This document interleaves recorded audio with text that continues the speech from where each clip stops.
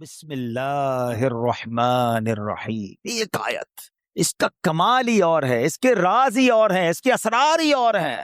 قرآن پاک کی تو شان ہی نرالی ہے، مگر آج فقط کچھ باتیں میں آپ کو اللہ کے اس مبارک کلام کی اس ایک آیت کے رموز، اسرار، سیکرٹس، فضائل سنے تو عقل حیران ہو جاتی ہے۔ جو شخص، بہت سارے ایسے لوگ ہوں گے جو کاروباری مشکل کا، آج کل مہنگائی بھی بہت ہے، گزارا بھی نہیں ہو رہا، تو غور سے وظیفہ لے جائیں، کل سے کرنا شروع کر دیں کہ جو شخص طلوع آفتاب کے وقت سورج کی طرف رخ کر کے بسم اللہ الرحمن الرحیم 300 بار اور درود شریف 300 بار پڑھے، اللہ تعالیٰ اس کو ایسی جگہ سے رزق عطا فرمائے گا جہاں اس کا گمان بھی نہیں ہوگا، اور روزانہ پڑھنے سے انشاءاللہ عز و جل 1 سال کے اندر امیر و کبیر ہو جائے گا۔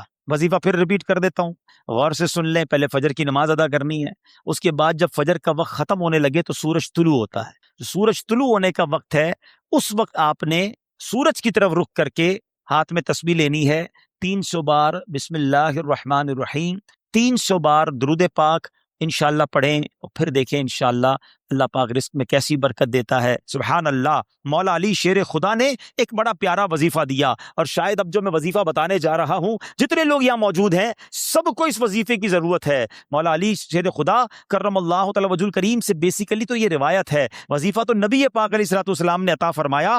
آقا فرماتے اے علی، میں تمہیں ایسے کلمات نہ بتا دوں جنہیں تم مصیبت کے وقت پڑھ لو؟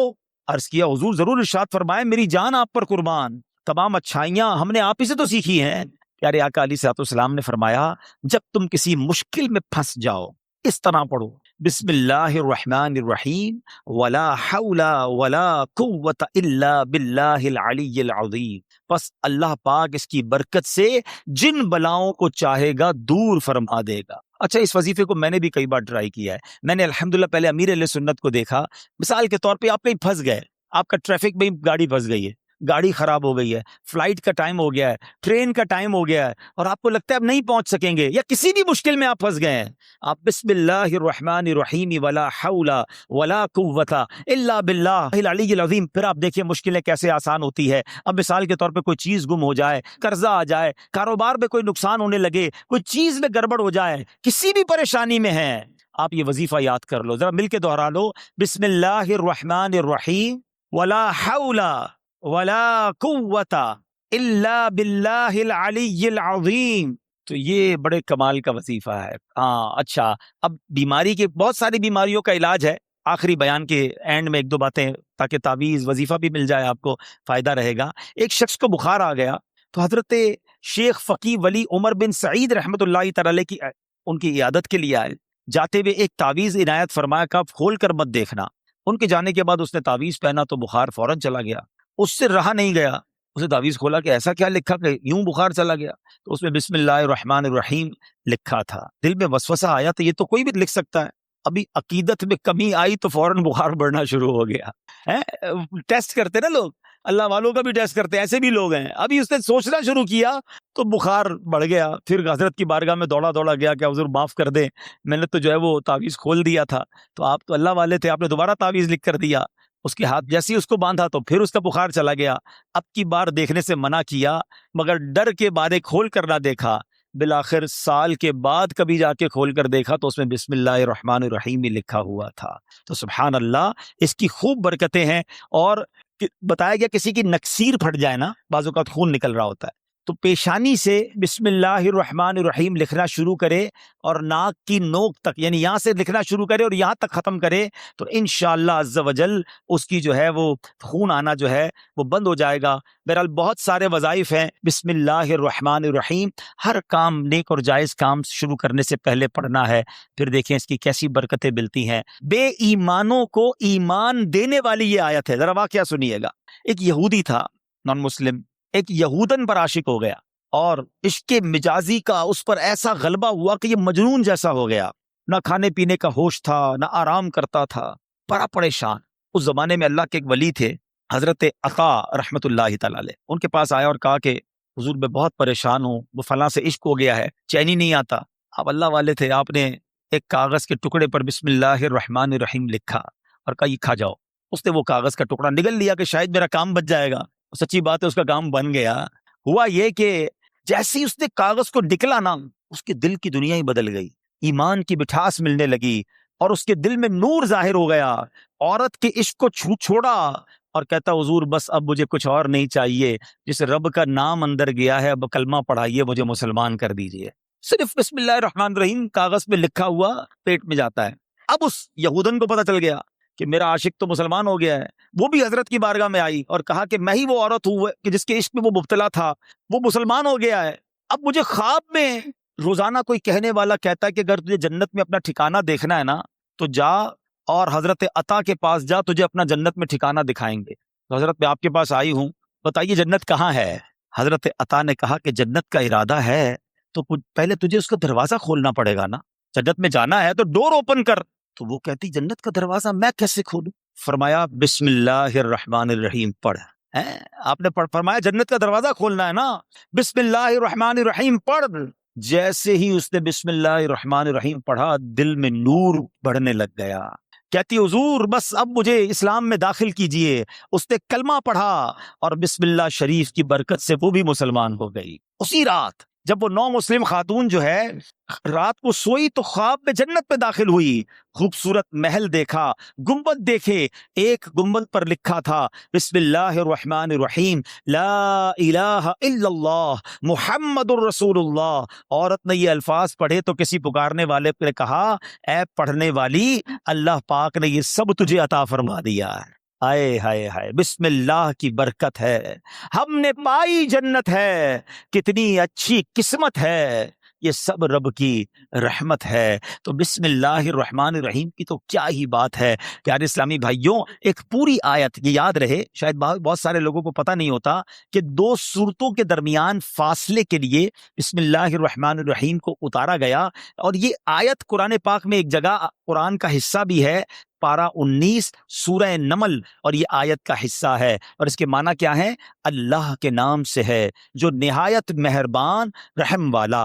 اچھا، اس کی فضائل کیسے کیسے؟ اس صحابی رسول حضرت جابر بن عبداللہ رضی اللہ تعالیٰ عنہ فرماتے ہیں کہ جب بسم اللہ شریف نازل ہوئی نا تو بادل مشرق کی طرف دوڑے، بادل مشرق کی سمت دوڑے، ہوائیں رک گئیں، سمندر کو جوش آ گیا، چوپایوں نے غور سے سننے کے لیے اپنے کان لگا دیے، اور شیطانوں کو آسمان سے پتھر مارے گئے. اور اللہ پاک نے فرمایا مجھے میری عزت و جلال کی قسم، جس چیز پر بسم اللہ الرحمن الرحیم پڑھی گئی میں اس میں برکت دوں گا. کاروباری لوگ بیٹھے، برکت چاہیے نا، کاروبار میں، رزق میں، معاملات میں بسم اللہ کو تھام لو. سبحان اللہ. واقعہ ہے ایک شرابی کا، اور اس شرابی کی زندگی میں ایک ایسا ٹرننگ پوائنٹ آیا جس نے اس کی زندگی کو بدل کر رکھ دیا اور کہاں پہنچا دیا. بہت امیزنگ اسٹوری ہے. ماجرا یہ تھا کہ وہ شرابی شراب کے نشے میں دھت کہیں جا رہا تھا. راستے میں ایک کاغذ پر نظر پڑی. ماشاءاللہ یہاں قرآن پڑھنے والے، پڑھانے والے، اپنی دکانوں پر بھی ماشاءاللہ مدرسہ لگانے والے موجود ہیں.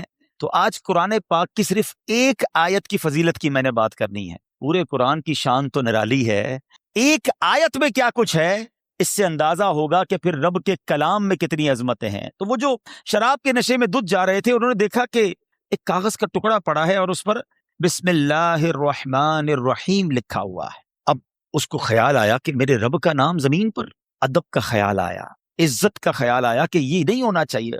حالانکہ وہ غلط کام کر رہے تھے، شراب میں تھے، مگر عطر خریدا، اس کاغذ کے ٹکڑے کو صاف کیا، اسے عطر لگایا اور بلند جگہ پر رکھا. اس کے بعد وہ اپنے کام میں مگن ہو گئے. اسی رات ایک بزرگ کو خواب میں زیارت ہوئی کہ جاؤ میرے اس بندے کو جا کر کہو کہ تم نے میرے نام کو پاک اور صاف جگہ پر رکھا، بلند جگہ پر رکھا، ہم تمہارے نام کو بھی بلند کریں گے. اب بزرگ اس بندے کو جانتے تھے کہ وہ تو شرابی ہے، شرابی کے لیے یہ پیغام کیسے ہو سکتا ہے؟ تو کہتے لگتا ہے خواب میں کوئی غلط فہمی ہوئی، دوبارہ سو گئے.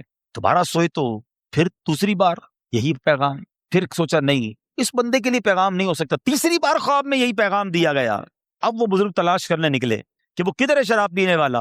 ڈھونڈتے ڈھونڈتے جب پتا چلا اس وقت بھی وہ شراب کی محفل میں ہی بیٹھے ہوئے تھے. آواز دی کہ باہر آئیے. وہ تو شراب کے نشے میں مست، کسی کو بھیجا کہ جاؤ کہو تمہارے لیے پیغام آیا ہے. کہ میرے لیے کون پیغام لایا ہے؟ بہرحال پوچھو کس کا پیغام لائے ہو؟ جو بزرگ شراب خانے کے باہر کھڑے تھے نا، اندر جا کر اسے بتا دو اللہ کا پیغام لایا.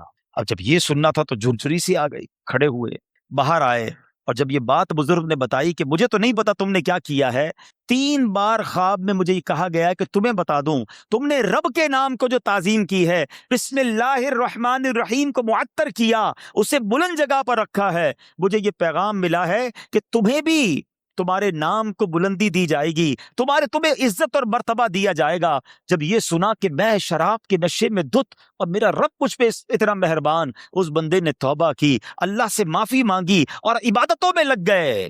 اے میرے پیارے اسلامی بھائیوں، یہ انقلاب جو شراب کے نشے میں دھت شخصیت کو اللہ کا ولی بنا گیا، یہ کون تھے؟ یہ کوئی اور نہیں، حضرت بشر حافی رحمت اللہ تعالی علیہ تھے۔ یہ زمانے کے ولی بنے۔ حافی کہتے ہیں ننگے پیر رہنے والے کو۔ آپ معرفت الہی اور اللہ کی یاد میں اتنے گم رہنے لگے کہ آپ چپل ہی نہیں پہنتے تھے۔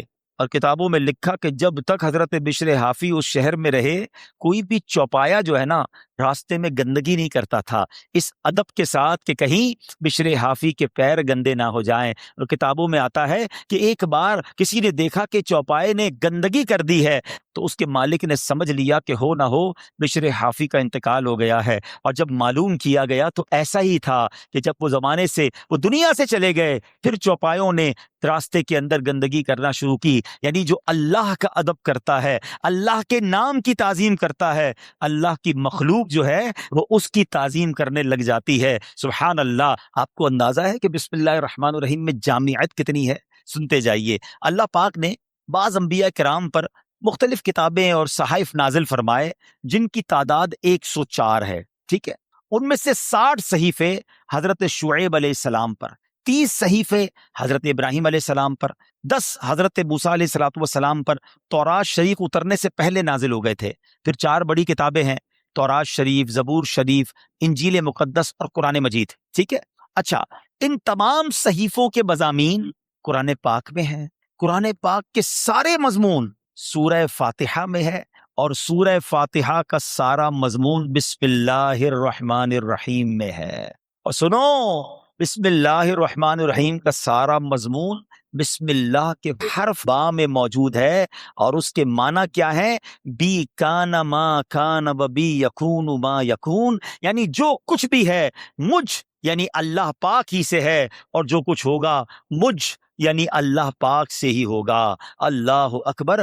یہ کمال ہے بسم اللہ الرحمن الرحیم کا کہ تمام صحیفوں اور قرآن مجید کا نچوڑ اس کے اندر موجود ہے۔ اور سبحان اللہ، بسم اللہ کے فضائل کتنے! امام فخر الدین رازی رحمت اللہ تعالی علیہ فرماتے ہیں بسم اللہ الرحمن الرحیم کے 19 حروف ہیں، ٹھیک، اور دوزخ پر عذاب دینے والے فرشتے بھی 19 ہیں۔ تو آپ فرماتے ہیں کہ امید ہے ایک ایک حرف کی برکت سے ایک ایک فرشتے کا عذاب دور ہو جائے گا۔ بسم اللہ پڑھتے رہا کرو۔ اچھا، آپ فرماتے ہیں دن میں کتنے گھنٹے؟ دن رات میں 24 گھنٹے ہیں۔ فرماتے 5 گھنٹے 5 نمازوں میں گھیر لیے، 19 گھنٹوں کے لیے بسم اللہ الرحمن الرحیم کے 19 حروف عطا فرمائے۔ پس جو خوش نصیب بسم اللہ الرحمن الرحیم کا ورد کرتا رہے اور نماز 5 وقت پڑھتا رہے، اس کا ہر گھنٹہ عبادت میں کاؤنٹ ہوتا رہے گا۔ تو یہ کمال کا وظیفہ ہے۔ نارملی ہماری توجہ اس طرف نہیں جاتی ہے۔ اچھا، بعض اوقات ہم لوگ کہتے ہیں ہمارے کام ادھورے رہ جاتے ہیں، کام شروع کرتے ہیں، ڈیل بنتے بنتے رہ جاتی ہے، کام ادھورا رہ جاتا ہے، پوری نہیں ہو پاتی ہماری بات۔ سنیے، اللہ پاک کے پیارے اور آخری نبی صلی اللہ تعالیٰ علیہ وسلم نے فرمایا جو بھی اہم کام بسم اللہ سے شروع نہیں کیا جاتا وہ ادھورا رہ جاتا ہے۔ غور فرمائیے، یہ کیسی محرومی ہے۔ اگر اچھے اور اہم کام سے پہلے بسم اللہ نہ پڑھی جائے تو کام ادھورے رہ جاتے ہیں، اس میں برکت نہیں ہوتی۔ اب ہو سکتا ہے کہ ذہن میں خیال آئے کہ میں تو بسم اللہ نہیں پڑھتا، پھر بھی کام پورے ہو جاتے ہیں۔ اس کا جواب یہ ہے کہ کام کا بظاہر پورا ہو جانا اور بات ہے، اور اس میں برکت کا نہ ہونا اور۔ مثلا کسی نے بغیر بسم اللہ کے کھانا کھایا، کھانا پیٹ میں بھی گیا، پیٹ بھر بھی گیا، لیکن اب اس میں برکت اسے حاصل نہیں ہوگی، کھانا پوری طرح ہضم نہیں ہوتا، یا بعض اوقات جزو بدن نہیں بنتا، بہت ساری جناب اس میں پرابلم رہتی ہے۔ تو بہرحال ہمیں جو ہے بسم اللہ شریف کا ورد کرنا چاہیے، اور ایسے ایسے واقعات اس کے فضائل میں کتابوں میں لکھے۔ امیر اہل سنت نے اپنی شورۂ آفاق کتاب فیضان سنت میں ایک کمال کا واقعہ لکھا کہ ایک مبلغ جو ہے، ایک داعی جو ہے، بسم اللہ کے فضائل بیان کر رہے تھے، تو ایک غیر مسلم عورت بھی بیٹھی تھی۔ لڑکی نے سنا کہ بسم اللہ کی اتنی فضیلت ہے، اب اس نے جناب اسلام قبول کر لیا۔ اب اس کی زبان پر ہر وقت بسم اللہ رہتا تھا۔ تو اب جو اس کا والد تھا نا، غیر مسلم تھا، وہ بڑا غصے میں آیا طرح طرح کی تکلیفیں دینے لگا کہ کسی طرح اپنی بیٹی کو جو ہے وہ تکلیف دے کر اسلام سے پھیر لے، اور اگر نہیں مانتی تو اب اس پر کوئی الزام لگائے تاکہ یہ قتل کر دی جائے۔ تو لڑکی کا باپ جو بادشاہ کا وزیر تھا، ایک دن اس نے شاہی مہر والی انگوٹھی اپنی بیٹی کو رکھنے کے لیے دی۔ بیٹی نے انگوٹھی لی اور بسم اللہ الرحمن الرحیم کہہ کر انگوٹھی پہلے وصول کی، بسم اللہ الرحمن الرحیم پڑھ کر، اور اس کے بعد اس نے بسم اللہ الرحمن الرحیم پڑھ کر جیب میں ڈال دی۔ رات کو جب وہ سوئی تو والد نے انگوٹھی جیب سے نکالی اور دریا میں ڈال دی کہ اب صبح جب انگوٹھی نہیں ہوگی تو اس کو پکڑا دوں گا اور یہ ماری جائے گی۔ تو اب جیسے ہی وہ انگوٹھی دریا میں ڈالی، اللہ کا کرنا ایسا ہوا کسی مچھلی نے وہ انگوٹھی کو نگل لیا۔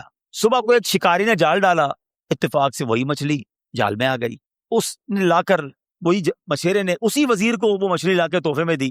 وہ وزیر جو ہے اپنی بیٹی کو مچھلی دیتا ہے کہ بیٹی اس کو پکاؤ، تو بیٹی نے بسم اللہ الرحمن الرحیم پڑھ کر جو ہے وہ مچھلی کو کھولا، اس کو چاک کیا، اندر وہی انگوٹھی موجود، پھر بسم اللہ پڑھی اور انگوٹھی اپنے پاس رکھ لی۔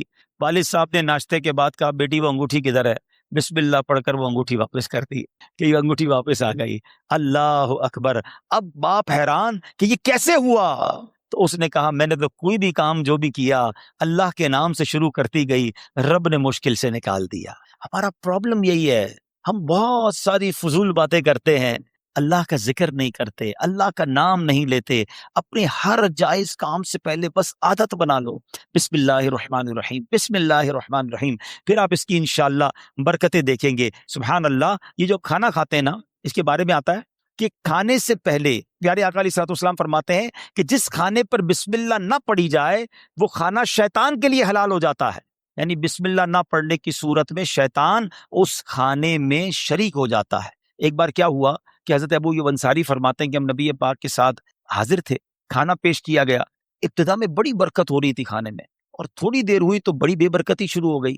تو ہم نے عرض کی یا رسول اللہ صلی اللہ تعالیٰ علیہ وسلم ایسا کیوں ہوا؟ تو نبی پاک علیہ الصلوۃ والسلام نے فرمایا ہم سب نے کھانا کھاتے وقت بسم اللہ پڑھی تھی، مگر ایک شخص تھوڑی دیر کے بعد آیا اور بغیر بسم اللہ پڑھے کھانے میں شامل ہو گیا، اس کے ساتھ شیطان نے بھی کھانا کھانا شروع کر دیا۔ تو کھانے کی بے برکتی بھی بغیر بسم اللہ کے ہوتی ہے۔ اچھا، پھر بی بی عائشہ صدیقہ فرماتی ہیں کہ جب کوئی شخص کھانا کھائے تو اللہ پاک کا نام لے، یعنی بسم اللہ پڑھے، اور اگر نہیں پڑھ سکا، شروع میں پڑھنا بھول گیا، تو پھر یوں کہے بسم اللہ اولہ و آخرہ، تو انشاءاللہ اس کی برکت سے وہ جو بے برکتی والا معاملہ ہے وہ بھی دور ہو جائے گا۔ اچھا، اب وہی والی بات کہ حفاظت کیسے ہوتی ہے بسم اللہ سے۔ ایک مرتبہ صحابی رسول حضرت خالد بن ولید رضی اللہ تعالیٰ، کچھ مجوسی آئے آتش پرست، کہا ہمیں ایسی کوئی نشانی بتائیں، اگر آپ اسلام سچا مذہب ہے تو کوئی ایسی نشانی بتائیں کہ ہم اسلام کی حقانیت کو مان لیں۔ تو حضرت خالد بن ولید نے زہر قاتل منگوایا اور بسم اللہ الرحمن الرحیم پڑھ کر اسے پی لیا۔ بسم اللہ کی برکت سے آپ پر اس زہر نے اثر نہیں کیا۔ یہ منظر دیکھ کر وہ آگ کی پوجا کرنے والے پکار اٹھے کہ سبحان اللہ، دین اسلام حق ہے، اللہ اکبر۔ وہ یقین تھا نا، اللہ کے ولی صحابی رسول ہیں، بسم اللہ پڑھ کر زہر پی لیا کہ اللہ کے نام سے پی رہا ہوں تو رب حفاظت کرے گا۔ وہ توکل کا لیول تھا کہ زہر نے اثر نہیں کیا۔ تو اے میرے پیارے اسلامی بھائیوں، یہ شان ہے بسم اللہ کی۔ اچھا، صرف کھانے پینے سے پہلے نہیں، ہر کام سے پہلے بسم اللہ پڑھیں۔ اب آپ وضو کر رہے ہیں نا، دیکھیں کتنے ثواب ملٹی پلائی ہو جاتا ہے۔ حضرت ابو ہریرہ رضی اللہ تعالیٰ عنہ راوی ہیں، اور نبی پاک صلی اللہ تعالیٰ علیہ وسلم نے فرمایا اے ابو ہریرہ، جب تم وضو کرو تو بسم اللہ والحمدللہ پڑھ لیا کرو۔ جب تک تمہارا وضو باقی رہے گا اس وقت تک فرشتے تمہارے نامہ اعمال میں نیکیاں لکھتے رہیں گے۔ ہم تو وضو کرتے نماز پڑھ لیتے، لیکن جتنی دیر وضو رہے گا پڑھنا کیا ہے؟ ذرا دوہرا بھی لے میرے ساتھ، بسم اللہ والحمدللہ، بسم اللہ والحمدللہ، بسم اللہ والحمدللہ۔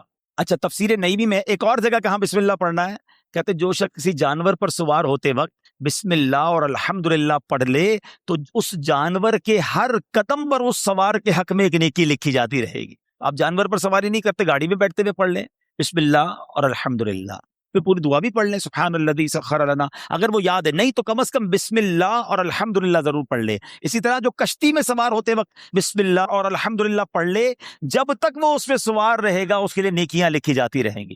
ثواب کا میٹر ہے، مگر ہم پڑھتے نہیں ہیں۔ اگر یہی ہمیں کوئی کہے کہ جناب آپ اپنی گاڑی میں بیٹھے اور بسم اللہ اور الحمدللہ پڑھ لیں، آپ آج کا پیٹرول فری ہو جائے گا، تو بندہ پھر بغیر بسم اللہ الحمدللہ پڑھے گا تو کبھی بھی نہیں بیٹھے گا۔ وہ چاہیے دنیا کا نفع بتاؤ مولوی صاحب، میں آپ کو آخرت کا نفع، نیکیوں کا نفع، ہر قدم پر ثواب کی آپ کو بشارتیں سنا رہا ہوں، تو پلیز اس وظیفے کو تھام لیجئے۔ اور ایک اور بات اپنے بچوں کو بھی بسم اللہ کی عادت ڈالیں، یہ اللہ کو اتنا پسند ہے۔ آئے ہائے، ذرا واقعہ سنیے گا۔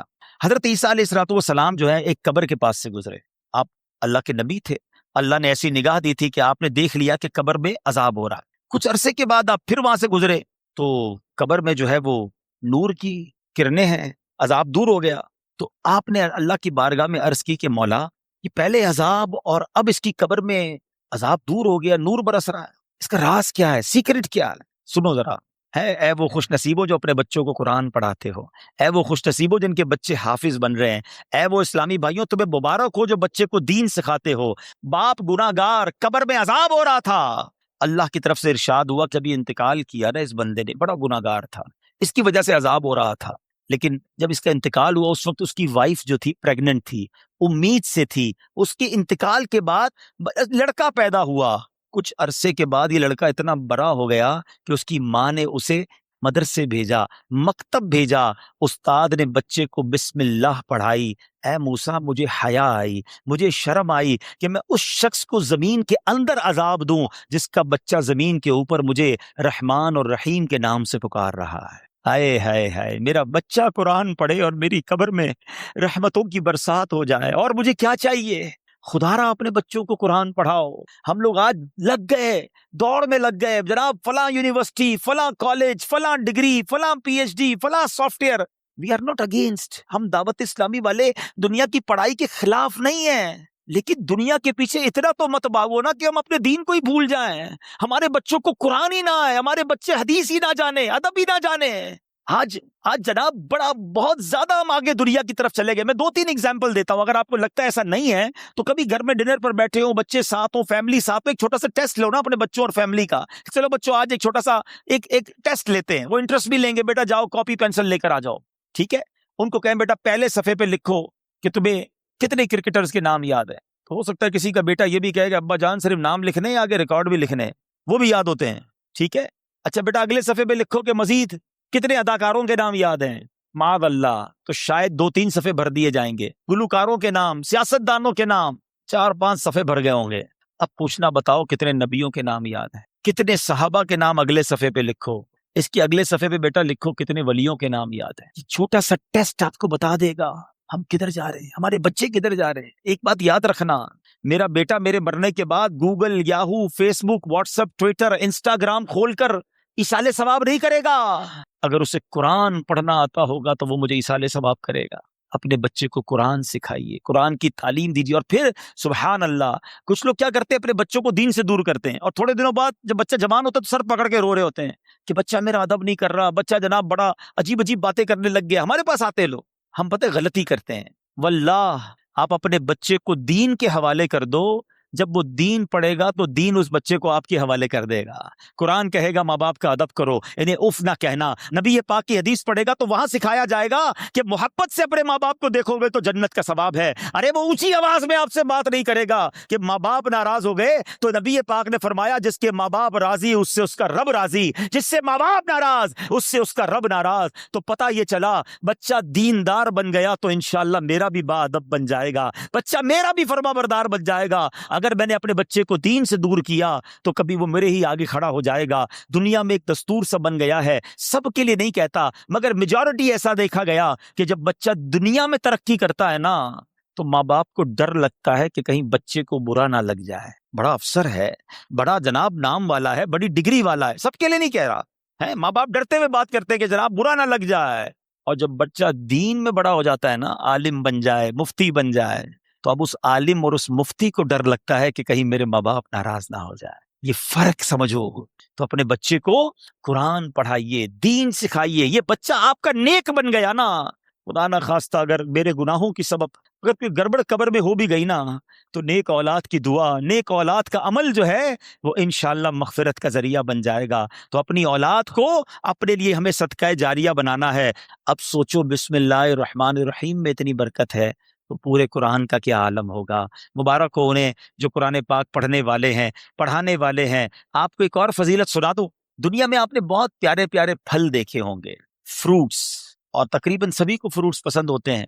کئی پھلوں کا ذکر قرآن مجید میں بھی موجود ہے، اور دنیا میں جائیں ٹریول کریں تو ہر ملک کی ایک خاص بات ہوتی ہے کہ فلاں پھل جو ہے وہ فلاں ملک میں پایا جاتا ہے۔ مگر آج جس قسم کے پھل کی میں بات کرنے جا رہا ہوں، ایسا پھل شاید دنیا میں آپ نے کہیں نہیں دیکھا ہوگا۔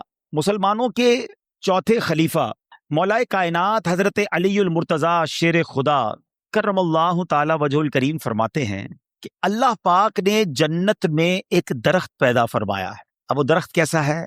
فرمایا جس کا پھل سیب سے بڑا، انار سے چھوٹا، مکھن سے زیادہ نرم اور شہد سے بھی میٹھا ہے۔ سائز بھی بتائی گئی، نرم کیسا ہے اور ذائقہ کیسا ہے، اور سبحان اللہ خوشبو کیسی، فرمایا مشک سے بھی زیادہ خوشبودار ہے۔